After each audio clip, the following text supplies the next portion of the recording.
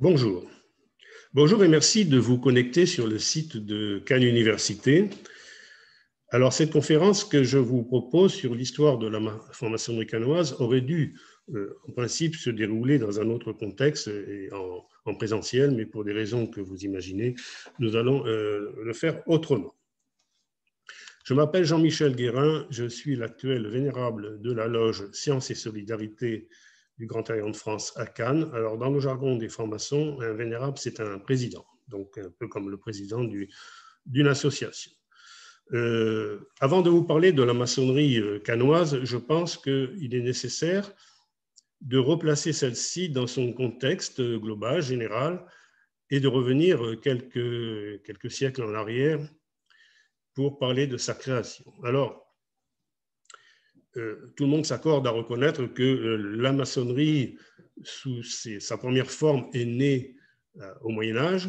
Au Moyen-Âge, donc les tout premiers maçons, on n'appelait pas encore les francs-maçons, ni même les compagnons, c'était tout simplement, si je puis dire, des bâtisseurs de cathédrales. Ils connaissaient leur métier, c'était des spécialistes, chacun dans son domaine. On voit que il n'y avait pas seulement des maçons, on parle de maçons, il y avait bien sûr les tailleurs de pierre, mais il y avait aussi les charpentiers, les ferronniers, ceux qui fabriquaient les vitraux, et au-dessus de tout cela, naturellement, les architectes. Pendant très longtemps, les maçons donc, ont contribué à la construction des bâtiments, des lieux de culte, et même des châteaux aussi, et jusqu'au XVIIe siècle, on a assisté à une, comment dirais-je, une évolution qui a pris du temps, puisqu'on est passé du compagnonnage à la maçonnerie opérative. Alors, qu'est-ce qui s'est passé? Bien, tout simplement, c'est que les compagnons qui se réunissaient au sein d'une loge, alors il faut savoir qu'au pied de chaque chantier, il y avait une loge qu'on a appelée plus tard des loges maçonniques, mais qui en fait était ce qu'on appelle aujourd'hui une baraque de chantier, c'est-à-dire qu'ils se réunissaient après la journée de leur travail pour faire le point sur les travaux qui avaient été faits dans la journée, échanger aussi leurs secrets de métier, hein, parce qu'ils avaient, c'était pas vraiment des secrets, mais enfin c'était des précisions qu'ils voulaient apporter dans la construction, et puis aussi chacun avait ses techniques personnelles particulières. Donc ces baraques de chantier étaient constituées par tous ces ouvriers qui se réunissaient le soir. On a appelé donc toute cette période de construction des cathédrales la franc-maçonnerie opérative. La franc-maçonnerie opérative, pourquoi? Parce que il ne s'agissait que de réunir dans ces loges uniquement des gens du métier et personne d'autre. On verra plus tard que la situation a évolué. Donc, les compagnons de cette époque ont décidé de se réunir, mais seulement très longtemps, ils n'avaient que des traditions orales. Traditions orales, tout simplement, parce que la plupart d'entre eux étaient d'excellents ouvriers, mais beaucoup ne savaient ni lire, ni écrire d'ailleurs. Et il a fallu quand même attendre 1390, c'est la date la plus ancienne que l'on a retrouvée, pour retrouver un document qui s'appelle le manuscrit le Regius, qui est le plus ancien code. Alors on a appelé ça les hautes charges en anglais, donc les anciens devoirs. Ce sont des textes qui récapitulent en fait ce que devaient faire les ouvriers, chacun dans leur métier. C'est un ensemble de codes, hein. Alors on peut dire que aujourd'hui, ce serait un code du travail, une convention collective, mais aussi une mutuelle de solidarité, puisque lorsqu'un ouvrier était blessé sur le chantier ou même qu'il perdait la vie, on aidait sa famille. Donc, toutes ces règles ont fini par être codifiées et se sont répandues, alors non seulement en France, bien entendu, mais dans toute l'Europe et aussi en Angleterre. La maçonnerie en Angleterre est aussi très importante, on le verra plus loin, pour aboutir en 1700, à peu près 1717 exactement, à un événement très important pour la maçonnerie et pour son avenir.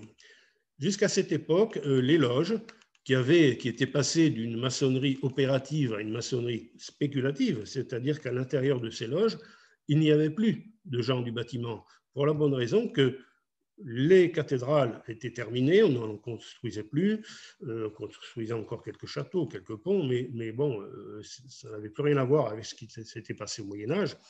Donc, dans ces loges, qui étaient délaissées progressivement au fur et à mesure que les chantiers s'achevaient, eh bien, c'était des notables qui étaient invités tout d'abord, c'était ce qu'on a appelé les francs-maçons, les maçons acceptés, ils étaient simplement acceptés, puis ils ont été initiés au sein de ces loges.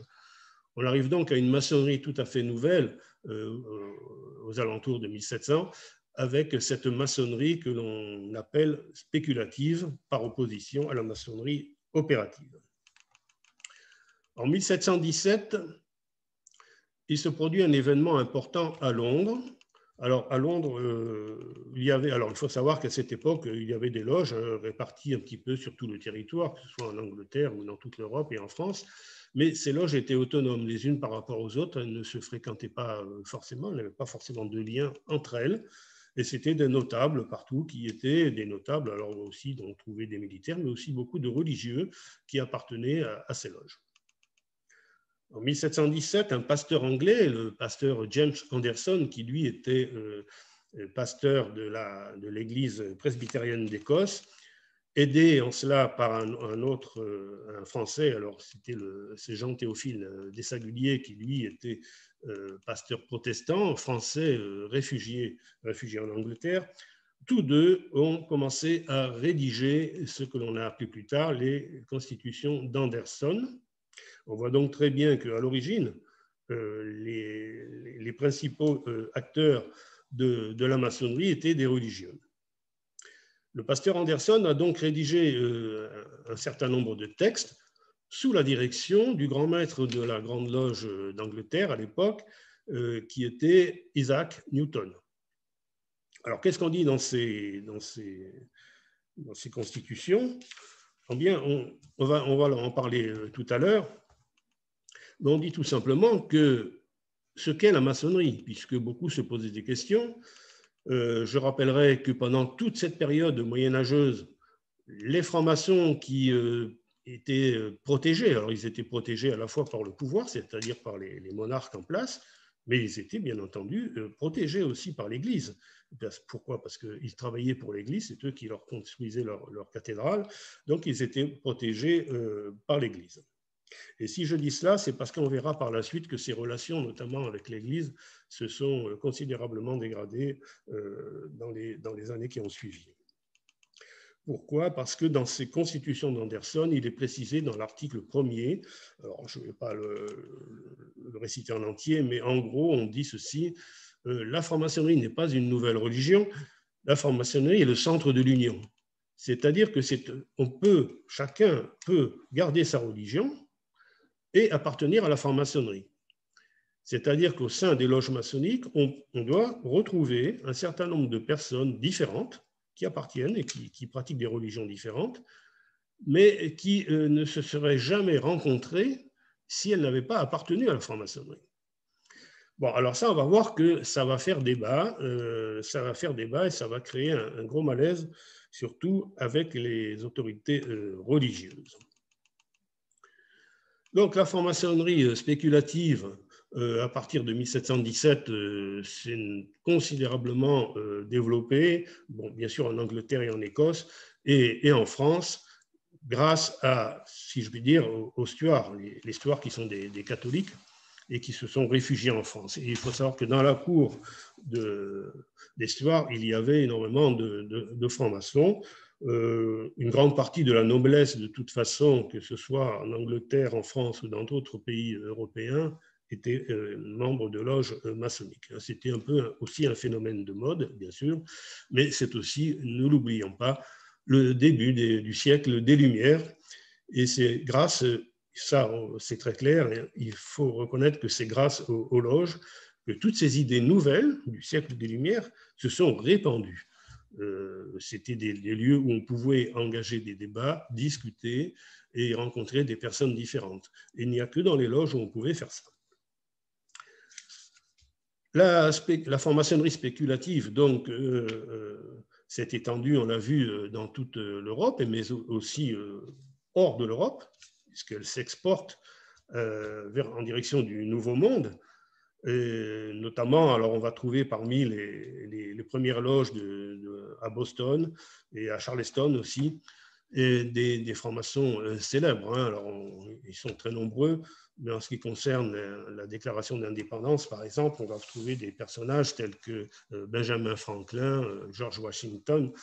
Et lorsqu'on parle de George Washington franc-maçon, bien sûr, on ne peut pas dissocier d'un autre franc-maçon célèbre français, lui, c'est Lafayette. Et on va revenir plus tard sur les noms des francs-maçons qui ont laissé leur nom dans l'histoire. Alors justement, à propos d'histoire, l'histoire de la franc-maçonnerie a été très, très mouvementée. Très mouvementée parce qu'elle a traversé tous les régimes, hein, on l'a vu, elle a été monarchiste, elle a été républicaine, elle a été fidèle à l'empereur, etc.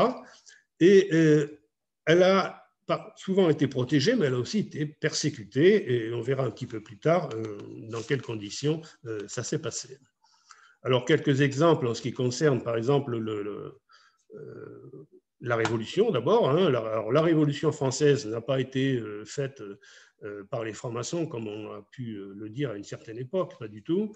La franc-maçonnerie en tant que telle n'est pas intervenue dans cet événement, mais en revanche, les francs-maçons qui, eux, à titre personnel, ont joué un rôle considérable dans cette période révolutionnaire. Et on verra les noms tout à l'heure, des noms très connus et célèbres à cette époque.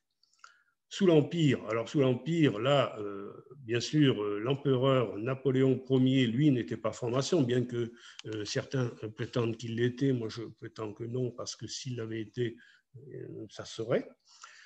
En revanche, il était baigné dans la franc-maçonnerie dans la mesure où il était entouré de francs-maçons. D'abord, dans son entourage familial, puisque plusieurs de ses frères, son père, sa mère même et sa première épouse appartenaient à la franc-maçonnerie. Lui non, mais il avait aussi dans son entourage, au niveau des hommes politiques autour de lui, il avait énormément de francs-maçons, et puis militaires également, puisque n'oublions pas qu'il y avait 11 maréchaux d'Empire, et sur les 11 maréchaux, 7 d'entre eux étaient francs-maçons. Donc Napoléon Ier, bien que n'étant pas maçon, s'est servi de la franc-maçonnerie, ça c'est clair aussi, mais il l'a protégée en quelque sorte. Alors, on voit aussi ici une période plus récente, hein, avec des hommes politiques connus comme Victor Schœlcher pour sa lutte contre l'esclavagisme ou Léon Bourgeois pour les lois sociales. Je dirais aussi quelques mots sur la séparation, donc la loi de 1905 sur la séparation des églises et de l'État, alors qui n'est pas, comme on l'a pu dire parfois, une loi maçonnique, hein, pas du tout. D'ailleurs, Aristide Briand, lui, n'était pas franc-maçon. En revanche, parmi les parlementaires qui ont voté cette loi, il y avait un grand nombre de francs-maçons, ça c'est évident. On verra également que la franc-maçonnerie, alors là, a été véritablement persécutée pendant le dernier conflit mondial. Et j'oubliais de vous dire aussi qu'une période aussi où se sont illustrés les francs-maçons, et c'est la période de la Commune. Alors la Commune, où là c'est une histoire aussi un peu atypique, puisque on trouve des francs-maçons, des loges entières même, des deux côtés, chez tous les protagonistes, puisqu'il y avait chez les Versaillais un nombre important même de francs-maçons, mais aussi il y en avait beaucoup chez les communards, et on sait que ça s'est très mal terminé pour eux. Alors revenons quelques instants sur la Révolution française. La Révolution française, et je voudrais, pour illustrer cela, eh bien, je vous montre là à gauche le fameux texte de la Déclaration des droits de l'homme et du citoyen de 1789. Alors, il est bien évident qu'il y a deux articles qui peuvent retenir l'attention, il y en a bien d'autres, mais enfin les plus importants à mon avis, ce sont l'article 1er et l'article 10, puisque l'article 1er, les hommes, il est très connu, hein, les hommes naissent et demeurent libres et égaux en droit, etc. etc. Ça, c'est vraiment d'inspiration maçonnique, ça c'est très clair, puisque cette philosophie-là a été développée depuis déjà très longtemps dans les loges maçonniques et bien avant la Révolution. Et l'article 10 aussi, hein, nul ne doit être inquiété pour ses opinions, même religieuses, pourvu que leurs manifestations ne troublent pas l'ordre public établi par la loi. Alors là, on sait très bien que ça aussi, c'était des débats constants dans les loges maçonniques. Et ce qui aboutira plus tard, comme on l'a vu, à la séparation des églises et de l'État. Et ce qui est amusant aussi, c'est de voir sur ce texte, qui est là une représentation hein, de cette déclaration, tout en haut du texte, on voit un symbole éminemment maçonnique ici.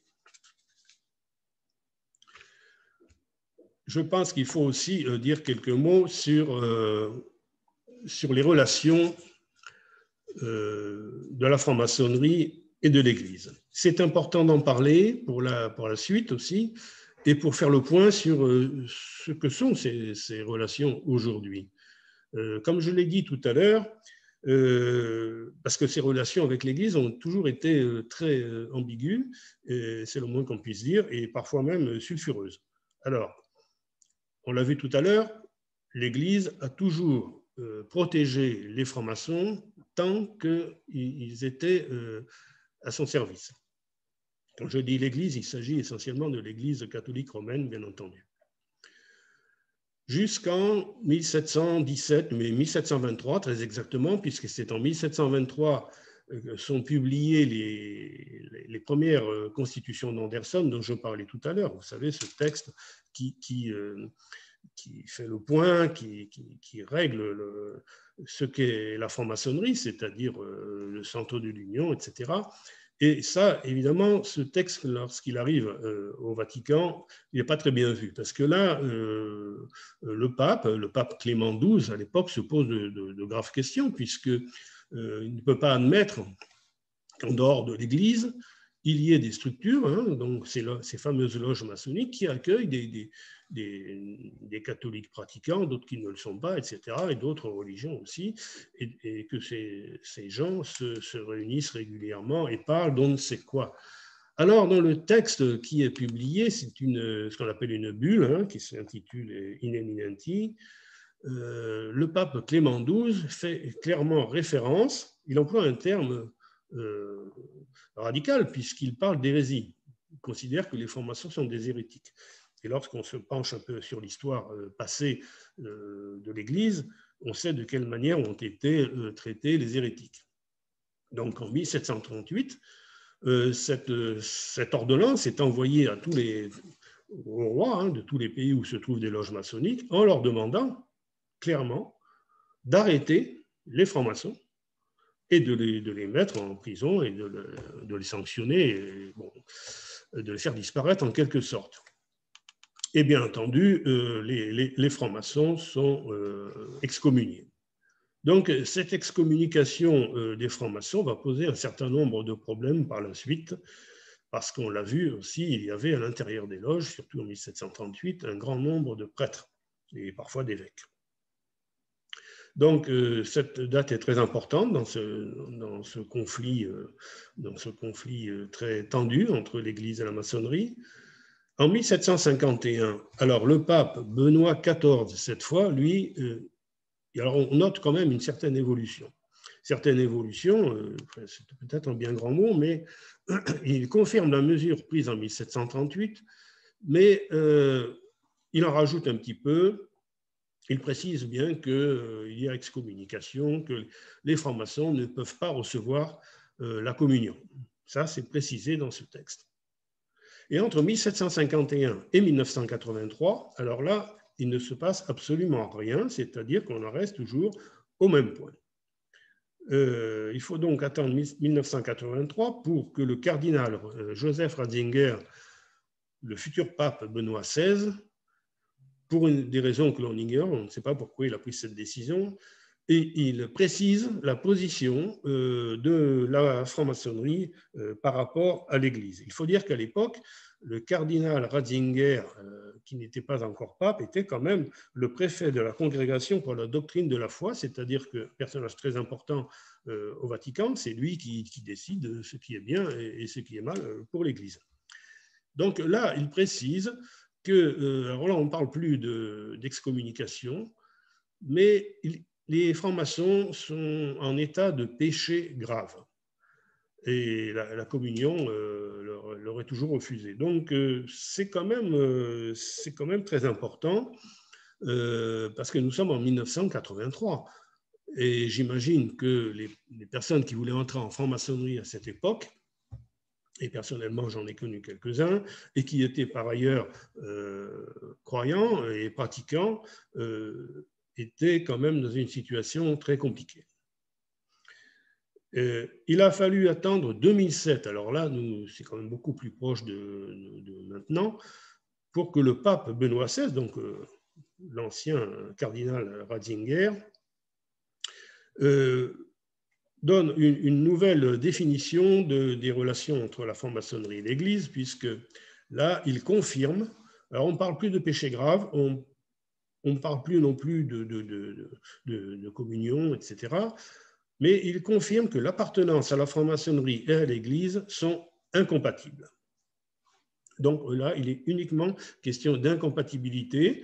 Bon, ça, on s'en doutait déjà un petit peu, on s'en doutait, oui, mais on peut dire qu'il y a une certaine évolution plutôt favorable.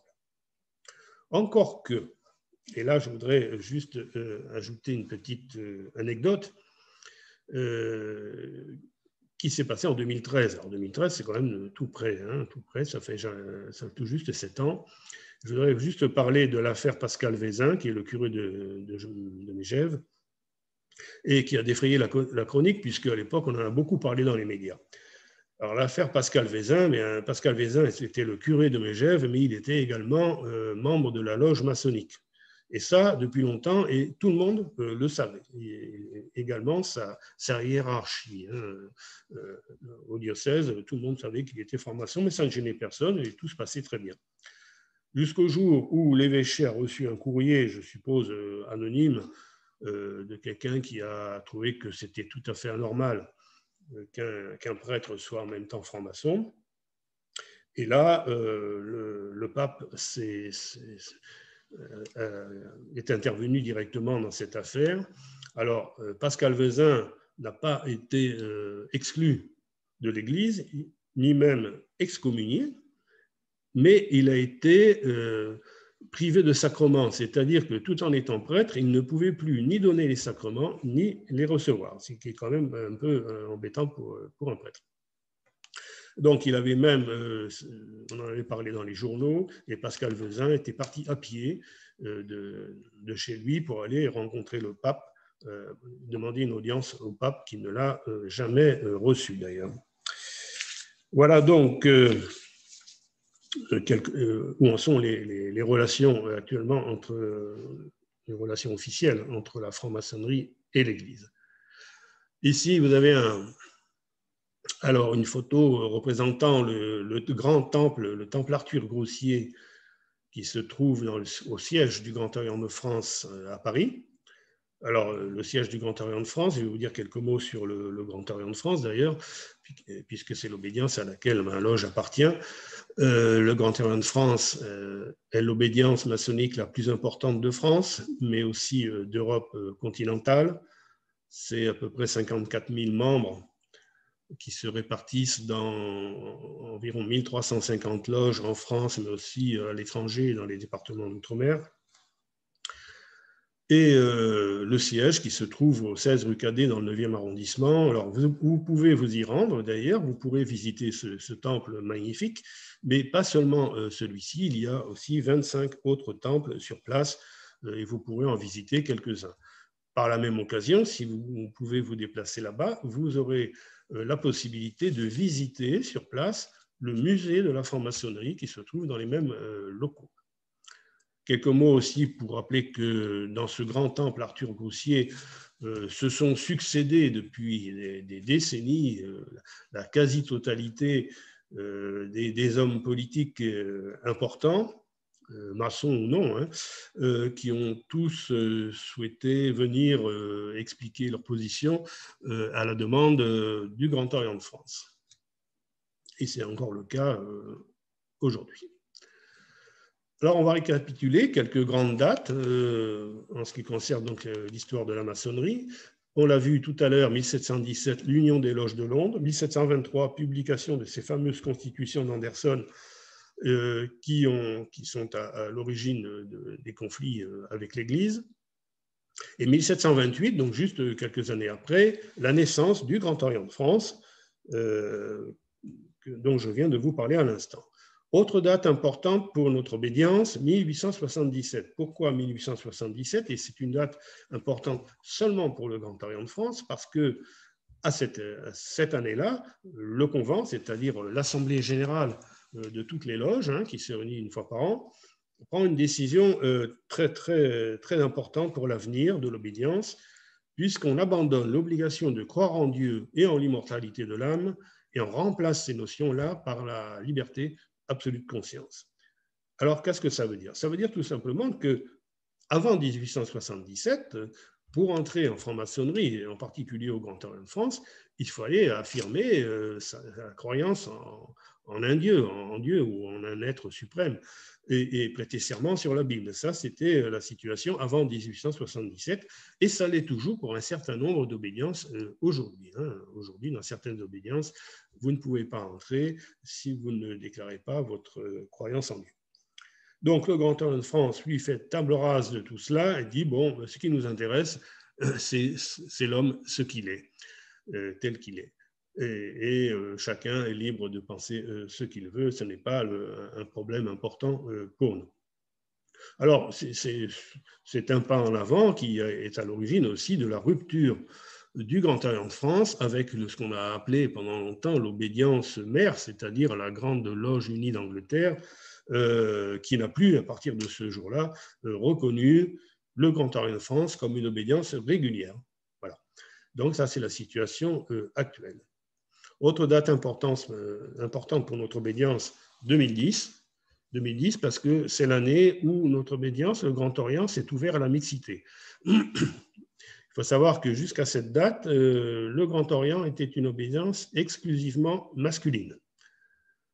Et depuis 2010, alors le Grand Orient de France n'est pas devenu une obédience mixte, comme on pourrait le penser, non. C'est une obédience qui laisse la souveraineté, qui accorde beaucoup d'importance à la souveraineté de ses loges, c'est-à-dire que chaque loge peut choisir si elle est mixte ou non. C'est une particularité de notre obédience. On verra tout à l'heure que ce n'est pas exactement comme ça dans les autres obédiences.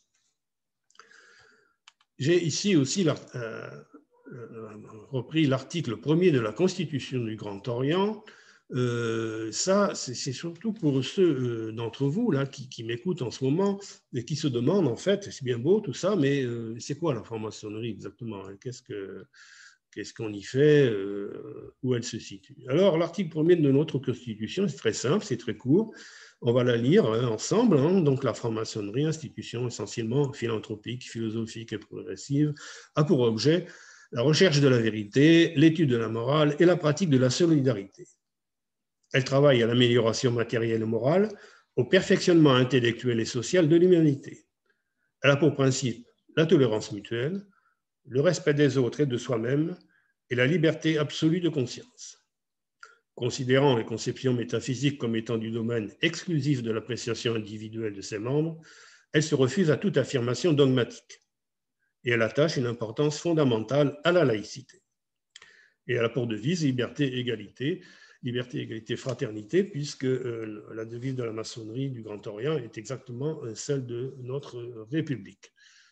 Donc, cet article 1er de la Constitution est lu systématiquement au début de chaque réunion maçonnique. Pour que chacun s'en imprègne, d'ailleurs, pour les plus anciens, on la connaît par cœur. Ici, quelques mots, je vous disais tout à l'heure, quelques noms plutôt de francs-maçons célèbres, qui vont vous parler. Alors, pour les hommes d'État français, militaires, bon, on ne va pas tous les citer, ils ne sont d'ailleurs pas tous cités ici, moi j'en ai retenu que quelques-uns, mais on voit que dans la période révolutionnaire, on a aussi des gens comme alors, Mirabeau, Marat, Danton, hein, Robespierre, voilà, Guillotin, Joseph Bonaparte, par exemple, Bernadotte, Masséna, Ney. On voit tous ces noms-là qui sont des noms que tout le monde connaît et qui étaient tous des francs-maçons. Hein, Paul Doumergue, Jules Ferry, Bourgeois, Schœlcher, on l'a vu, et le maréchal Joffre, Jean Zay, plus près de nous, Mendès France, et puis on pourrait ajouter aussi Jean Moulin. Les hommes d'État et militaires alors étrangers, alors là aussi des noms très connus comme Salvador Allende, l'émir Abdelkader, qui était membre du Grand Orient, Atatürk, le père de la toute jeune République turque, qui avait inscrit la laïcité dans sa constitution et qui doit actuellement se retourner dans sa tombe. Et puis des révolutionnaires connus comme Simon Bolivar, Cavour, Garibaldi, l'amiral Nelson, Washington, on en a parlé, Churchill, etc. Et aussi un grand nombre de présidents des États-Unis. Parmi les scientifiques et les explorateurs, alors là aussi, hein, on a parlé tout à l'heure hein, de Newton, Fleming, Montgolfier, Lapérouse, Brazza, Savoyant de Brazza, donc Suffren, Surcouf, etc. Et dans le domaine des arts et des lettres, alors là aussi, la liste serait très très longue. J'ai retenu que quelques noms, hein, comme alors, par exemple Louis Armstrong, Duke Ellington, et puis Pierre Dac, Achille Zavata, Francis Blanche, qui étaient tous des francs-maçons. Les musiciens, alors les musiciens célèbres, alors là, il y en a eu beaucoup qui étaient francs-maçons, j'en ai retenu que deux, peut-être les plus emblématiques, en tout cas pour moi, Haydn et bien sûr Mozart. Et les écrivains, alors bien sûr, nous avons ici Montesquieu, Voltaire, Marquis de Sade, voilà, Rudyard Kipling, Proudhon, Bartholdi, et même Hugo Pratt. Quelques noms donc célèbres. Et maintenant, je vous propose d'aborder la question de la franc-maçonnerie à Cannes. Alors, la franc-maçonnerie à Cannes, elle s'est développée un petit peu comme se sont développées toutes les loges de la région en province et surtout sur le littoral. De façon assez curieuse, mais on comprend très bien pourquoi. Bien souvent, c'est la marine qui avait à son bord des officiers, des officiers supérieurs qui voyageaient très loin et qui, lors des escales, se constituaient en loge maçonnique. Et lorsque les navires partaient, la loge maçonnique restait sur place et on a ainsi créé des loges à l'étranger, dans des pays très lointains. Et certaines de ces loges existent toujours. D'ailleurs, la plus ancienne loge du continent de France n'est pas en France, elle est sur l'île Maurice.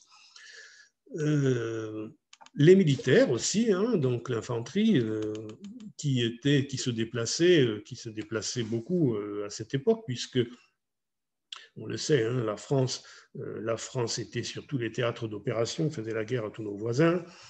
Et chaque régiment, à la tête de chaque régiment, il y avait toujours des officiers supérieurs qui, pour la plupart, étaient francs-maçons, puisque, je l'ai dit tout à l'heure, il y avait ce phénomène de mode, il était de bon ton, lorsqu'on était noble et que l'on avait un titre important, militaire, il était de bon ton aussi d'être à la tête d'une loge maçonnique. Alors, les militaires qui partaient en opération très loin de leur base et de leur loge d'origine, eh bien, avaient trouvé le moyen de créer, chacun dans son régiment, une loge itinérante qui les suivait pendant toutes leurs opérations à l'extérieur et ils pouvaient ainsi continuer à avoir une activité maçonnique.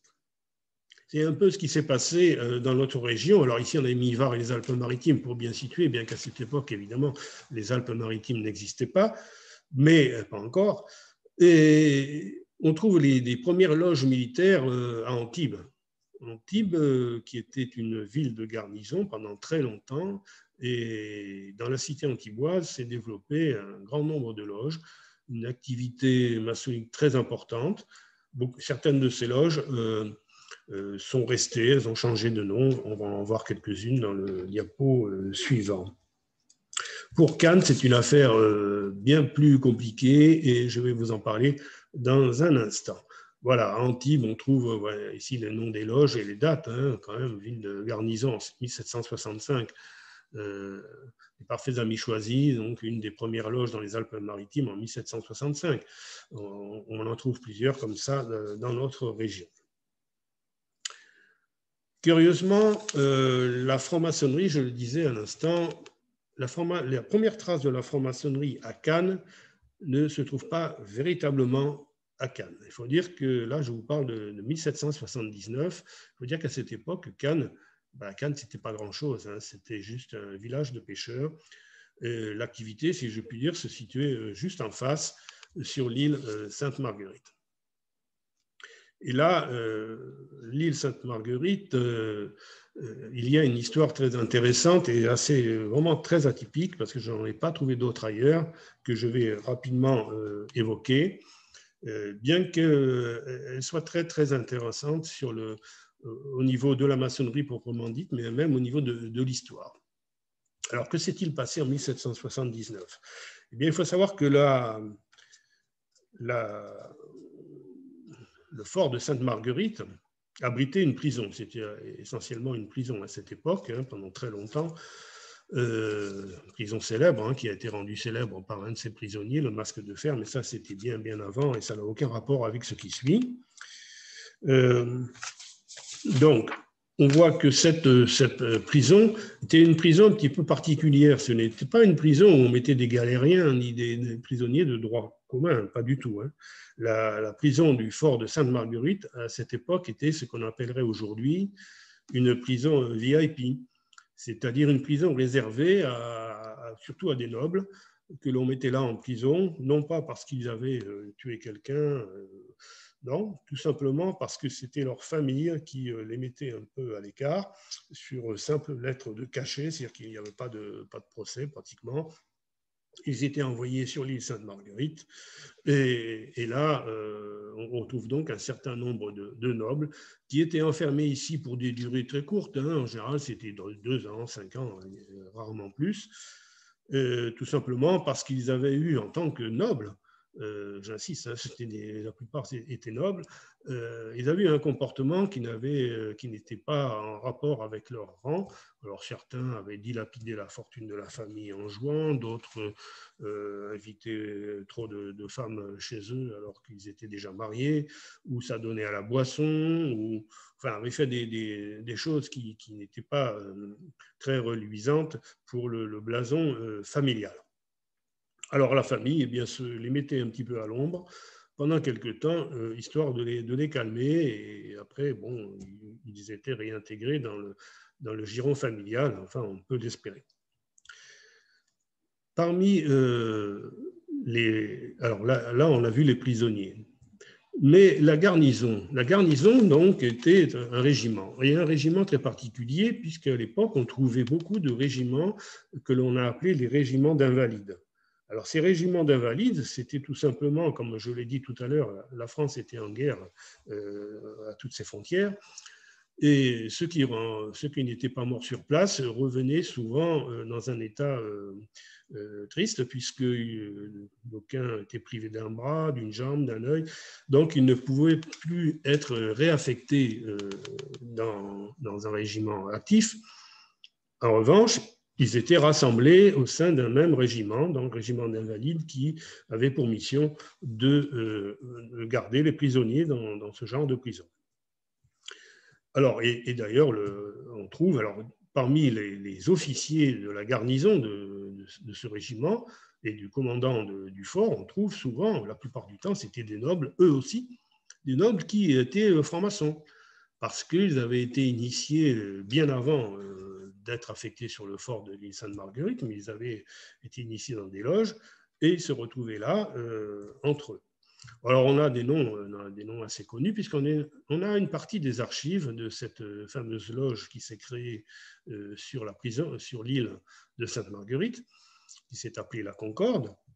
On a quelques archives, on a quelques courriers notamment, qui sont signés par des noms assez connus, hein, des noms des officiers de la loge, qui sont aussi les officiers de la garnison, des noms comme la famille du Barail, Pontévès, famille connue hein, dans le Var, la famille de Rostand, la famille de Raincourt, le Marcelin de Saint-Firmin, mais aussi on trouve le prêtre de Lille qui lui aussi était franc-maçon. Donc, on voit qu'il y a un certain nombre de formations au sein de la garnison, mais il y a aussi, parmi les prisonniers qui aussi étaient nobles, des formations qui avaient été initiées avant d'être incarcérés. Alors, eh bien, comme ils avaient quelque chose en commun, c'était leur appartenance maçonnique et qu'ils se trouvaient au même endroit, au même moment, ils ont tout simplement décidé de créer une loge. Et cette loge, qui était composée, et c'est là où elle est atypique, cette loge était composée à la fois de gardiens et de prisonniers.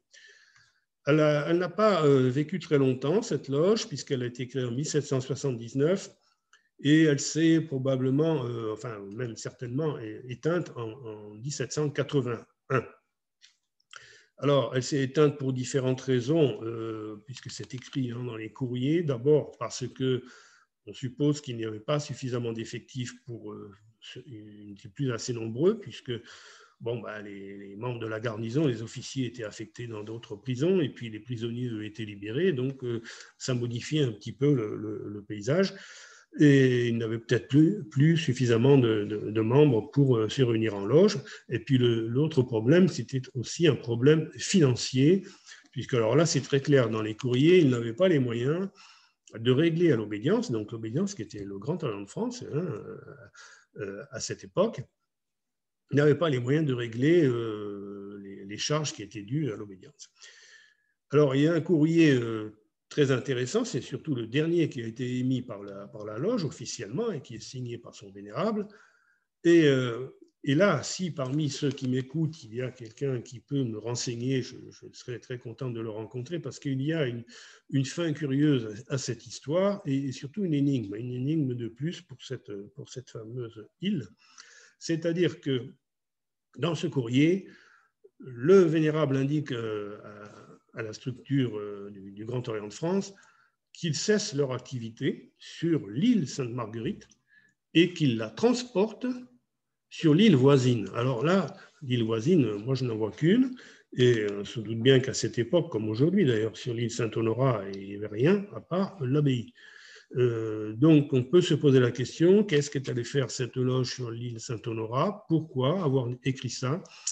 Ça reste un mystère. Je n'ai pas la suite de cette histoire, mais je suis preneur de tous les renseignements que vous pourriez me faire connaître.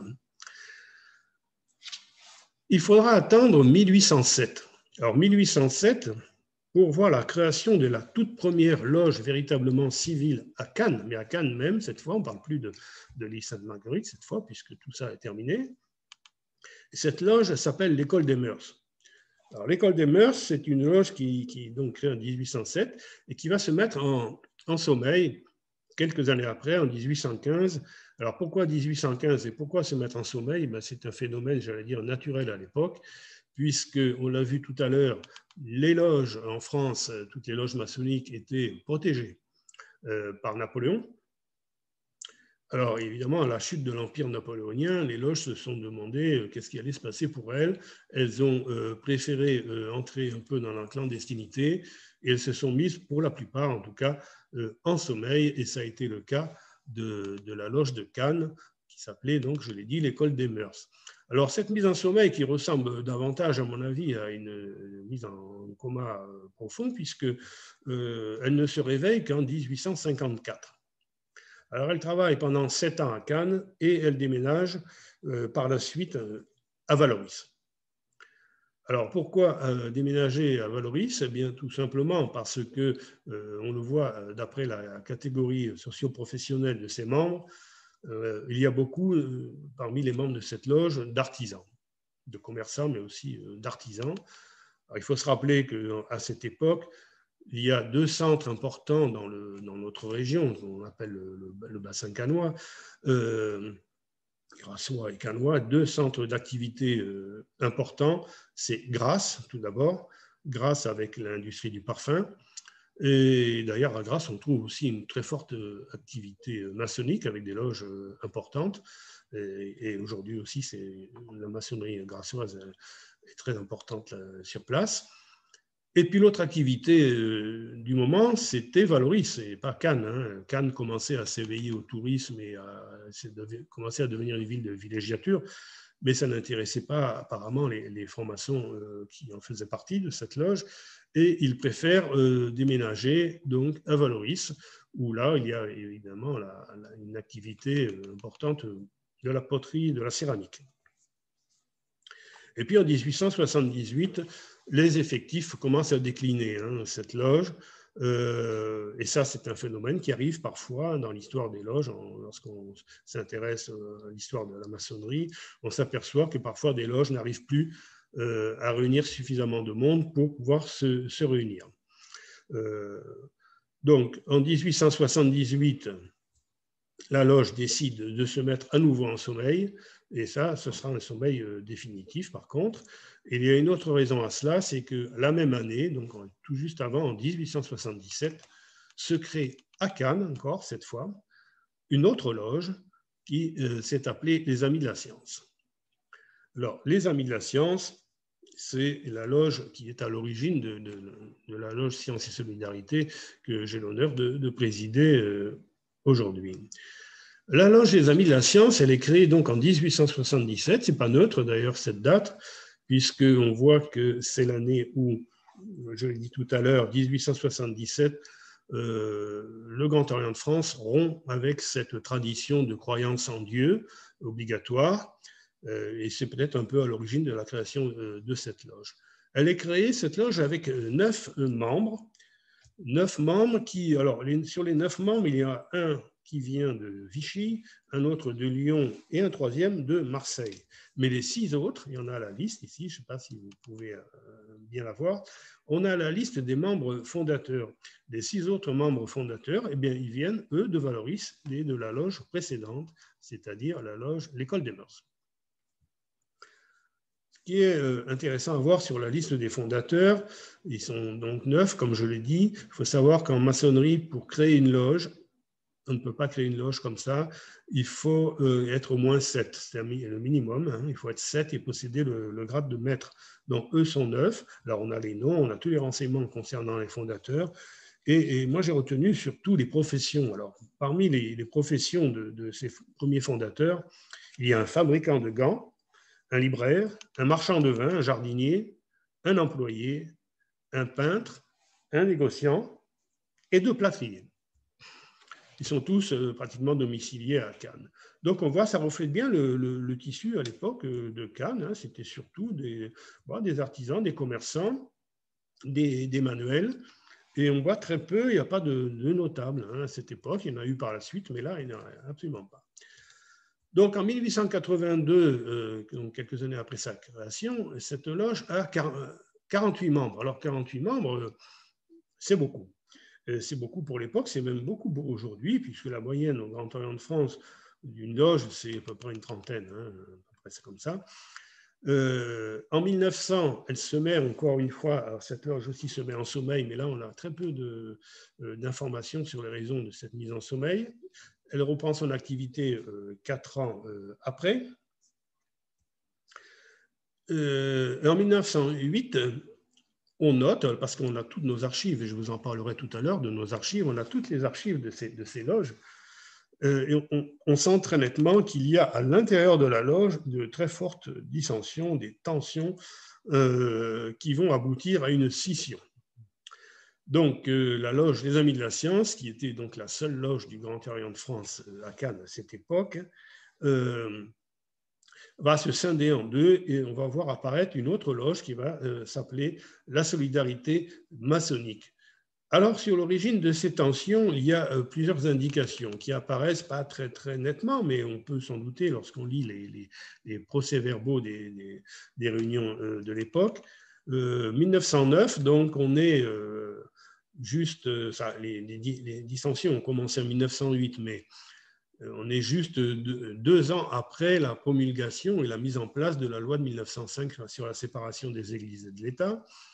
Et on sait que cette loi, à laquelle ont participé les francs-maçons, mais de tous bords, hein, ils n'étaient pas tous d'accord sur cette loi d'ailleurs.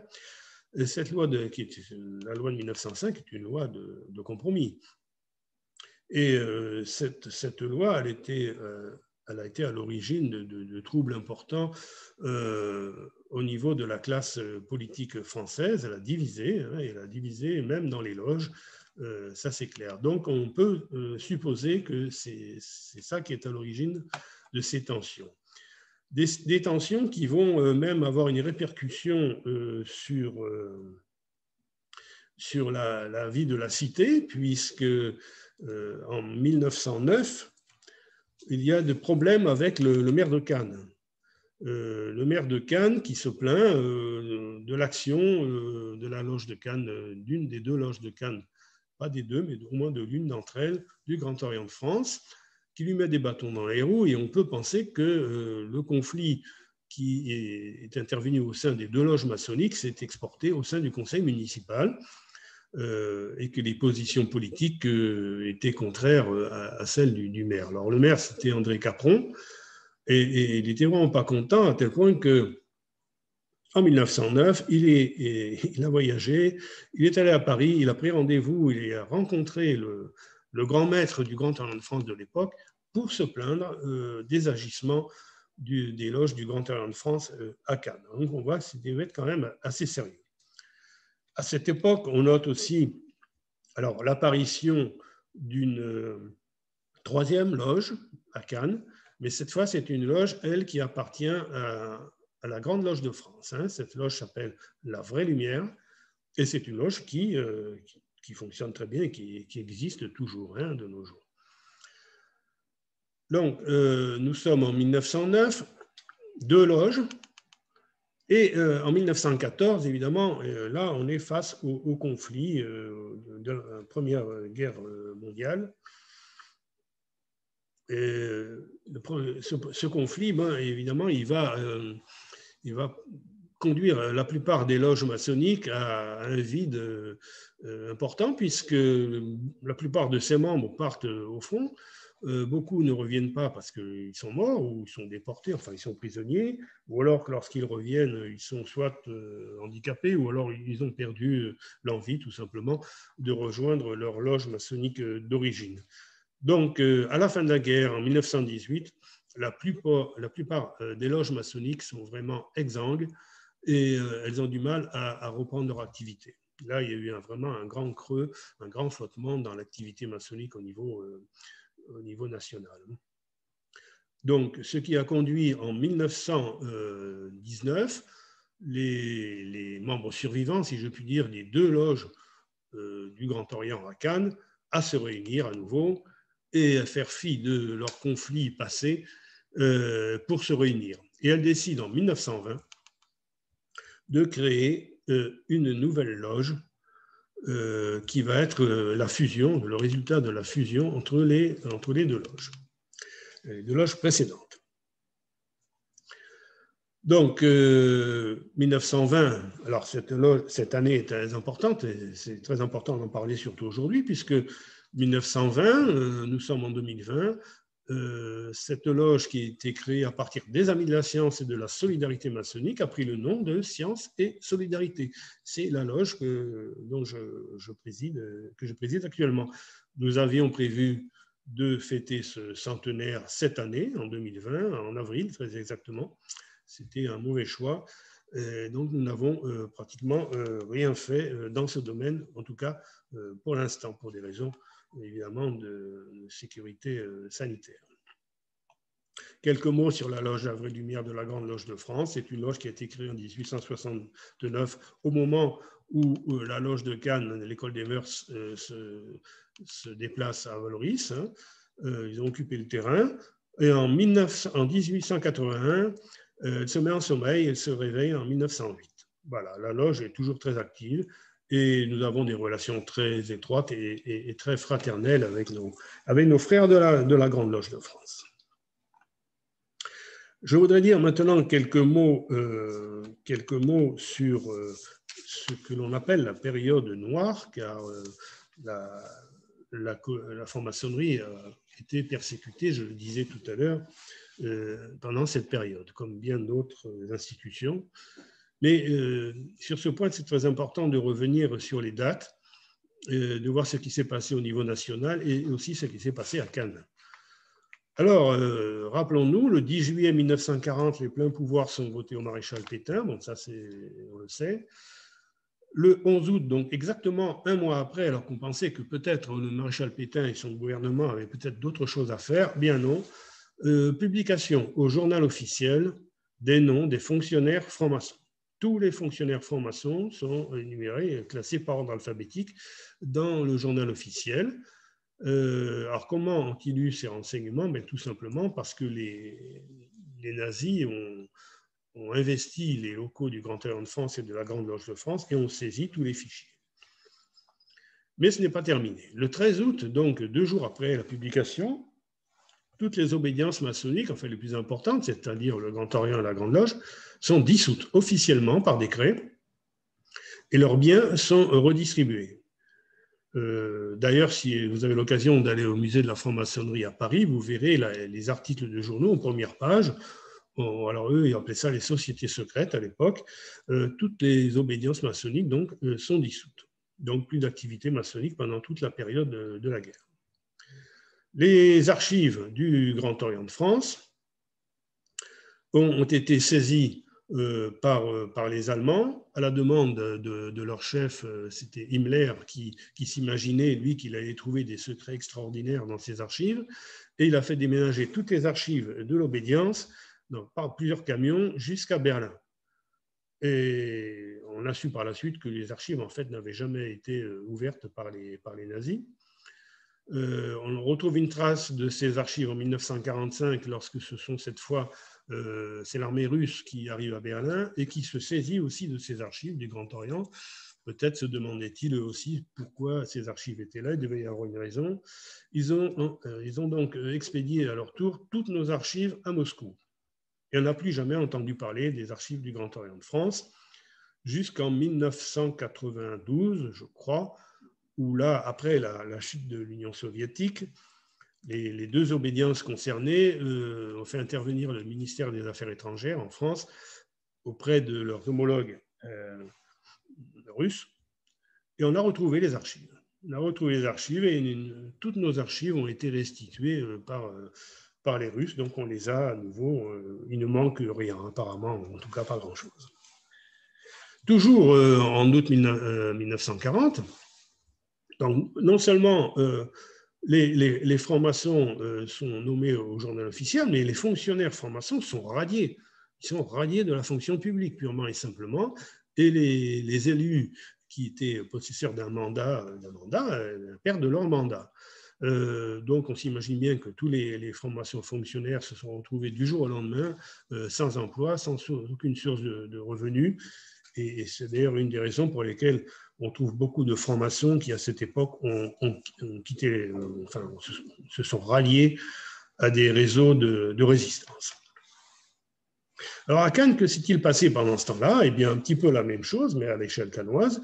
C'est-à-dire que le temple des francs-maçons, à l'époque, qui hébergeait la loge de la GL et du GO, eh bien, le temple des francs-maçons a été réquisitionné sur ordre du préfet. Alors là, on a les traces de tout ça, les écrits.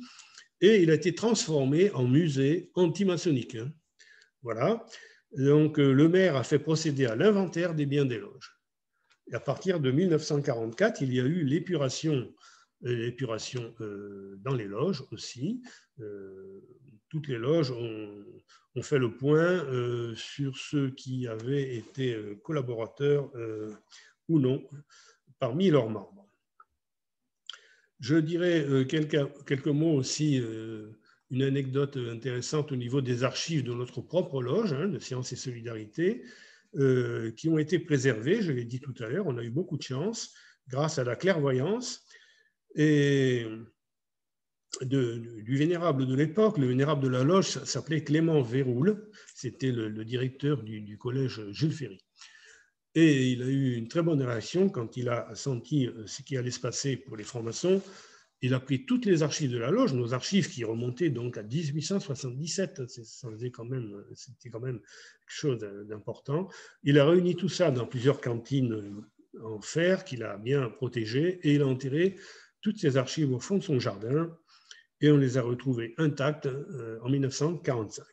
Voilà, ce qui explique qu'aujourd'hui, eh bien, la loge Sciences et Solidarité est toujours en possession de ces archives qui remontent à 1877, comme je viens de le dire.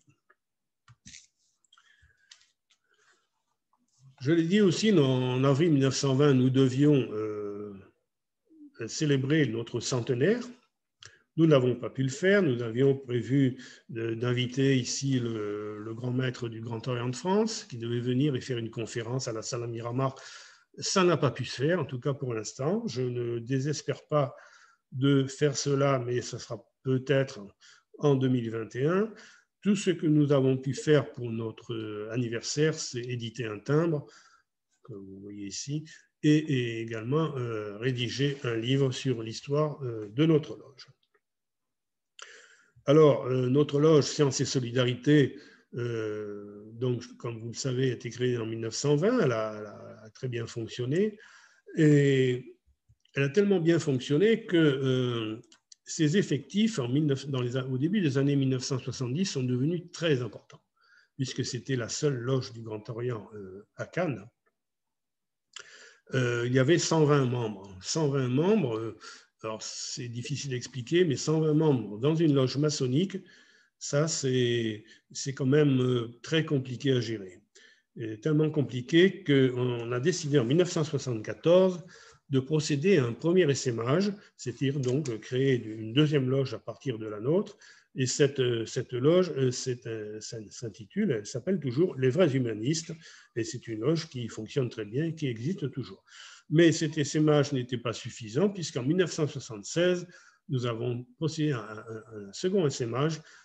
Cette fois, la loge s'appelle Le Soleil de l'Érins, en référence à l'histoire que je vous ai contée tout à l'heure. Voilà donc cette histoire de la loge. Maintenant, quelques mots sur ce que nous y faisons. Alors, là, l'image que vous voyez ici, c'est l'intérieur du temple. L'intérieur du temple, un des deux temples, car dans le bâtiment que nous occupons actuellement, il y a deux temples. Celui-ci est le plus petit, et il y en a un autre à l'étage qui est bien plus grand. Nous nous réunissons donc ici. Il n'y a pas que nous, hein, je vous dirai exactement tout à l'heure à quoi ressemble le paysage maçonnique cannois. Dans ces deux temples se réunissent en tout 24 loges aujourd'hui. Donc 24 loges qui appartiennent à des obédiences différentes, bien sûr. Sachez qu'une loge maçonnique, en temps normal, je précise bien en temps normal, hein, pas comme en ce moment, se réunit au moins 2 fois par mois. Donc tous les jours, pendant 10 mois, tous les soirs de la semaine et parfois même le samedi, il y a des tenues, c'est-à-dire des réunions maçonniques. Alors dans notre loge, sur quoi travaillons-nous? Quels sont les sujets que nous abordons? Alors ce serait très long de les énumérer tous ici. Nous travaillons à la fois sur le symbolisme de la maçonnerie, qui est enrichissant, mais qui est une méthode de travail, hein, une méthode surtout un outil à la réflexion. Beaucoup de travaux philosophiques, mais aussi des travaux sur l'actualité récente. Par exemple, les derniers travaux que nous avons présentés en loge et sur lesquels nous avons travaillé, c'est-à-dire débattu, et tant que nous pouvions nous réunir, hein, ça a été sur la laïcité, bien sûr, ça c'est vraiment au cœur de nos préoccupations, sur la vérité, sur l'école de la République, l'intelligence artificielle. Et là, dès que nous pourrons reprendre nos travaux, nous parlerons de l'univers carcéral. Voilà, ça c'est pour vous donner une idée des travaux que nous proposons à l'intérieur de nos réunions. Alors ici, vous avez une image, d'ailleurs on voit sur la photo, c'est l'extérieur du temple, hein, à droite, hein, c'est une coupure du journal de Nice Matin de 2018. Je vous rappelle, si vous ne le savez déjà, que depuis 2008, c'est-à-dire depuis un peu plus de 10 ans maintenant, hein, puis 12 ans, donc, nous participons régulièrement aux Journées du patrimoine. avec bien sûr le concours de la municipalité de Cannes chaque année. Alors il faut savoir que la première réunion, c'était la première fois qu'on faisait ça en 2008, nous avons attiré pendant le week-end à peu près 2000 personnes qui sont venues nous rendre visite. Si j'insiste sur ce point, c'est pour dire qu'il n'y a absolument rien de secret et absolument rien de caché dans la franc-maçonnerie. Ça, j'insiste sur ce point. Il n'y a pas de sujet tabou non plus.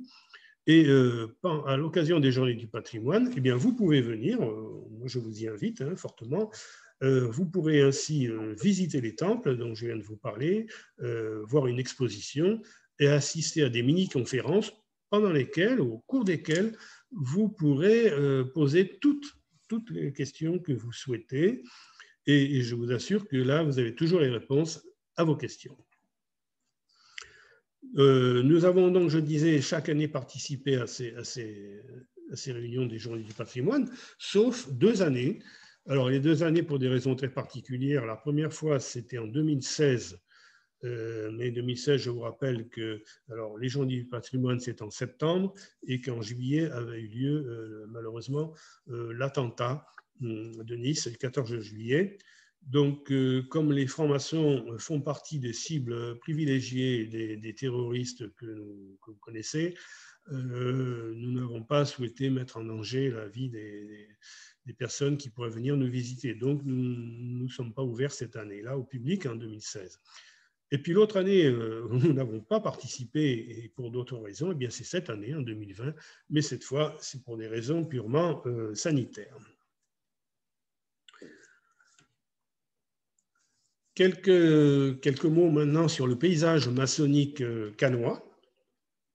Paysage maçonnique, c'est-à-dire quelles sont les obédiences les plus importantes, parce qu'il y en a beaucoup, je ne les ai pas toutes référencées ici, il y en a bien plus que cela, mais les plus importantes qui sont là se réunissent à Cannes. Il n'y a pas, bien sûr, que le Grand Orient de France. Il y a nos loges, nous avons 7 loges à Cannes. Il y a la Grande Loge de France qui en a aussi une dizaine. Il y a aussi le droit humain. Alors, le droit humain, et je reviendrai après sur les spécificités de chacune de ces obédiences. Le droit humain qui possède 2 loges, la Grande Loge féminine de France qui en possède 3, et la Grande Loge nationale française qui en a, je n'ai pas le nombre exact, et puis aussi, comme je vous l'ai dit, d'autres obédiences moins connues, mais tout aussi présentes sur Cannes. Le Grand Orient de France, comme je l'ai dit tout à l'heure, est une obédience qui s'est ouverte à la mixité, mais c'est un choix des loges. La Grande Loge de France, et qui pratique, alors le Grand Orient de France, j'ai oublié de dire, qui pratique plusieurs rites. Alors, les rites maçonniques, ce sont des méthodes pour travailler. Je ne vais pas m'étendre sur ce point parce que ça mériterait certainement une conférence spécialement dédiée à ce sujet et ce serait un peu long. Mais nous pratiquons 5 rites au Grand Orient de France. La Grande Loge de France ne pratique qu'un seul rite, c'est le rite écossais ancien accepté, et c'est une loge qui n'est pas mixte, une obédience, je veux dire, pardon, qui n'est pas mixte.